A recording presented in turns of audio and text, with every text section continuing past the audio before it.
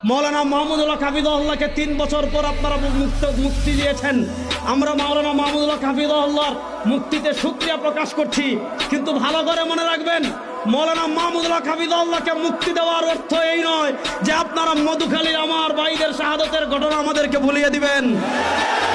আমরা শাহাদতের দাবি, আমাদের ভাইদের রক্তের দাবি আদায়ের জন্য আমাদের নেতৃবৃন্দ যদি আমাদেরকে নির্দেশনা দেন, আমাদের নেতৃবৃন্দের আনুগত্য চূড়ান্তভাবে প্রকাশ করে আমার ভাইয়ের রক্তের বদলা নেওয়ার জন্য আমরা প্রস্তুত আছি না ইনশাআল্লাহ। আমি হিন্দু সন্ত্রাসীদেরকে বলবো এটা গুজরাট নয়, এটা বাংলাদেশ।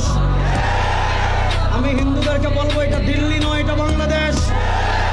আমি বলবো এটা ইন্ডিয়া নয়, এটা শাহজালালের পুণ্যভূমি বাংলাদেশ। এখানে আপনি আমার ভাইকে পিটিয়ে মারবেন আর পূজার নামে দেশি অস্ত্র আমাদেরকে দেখাবেন।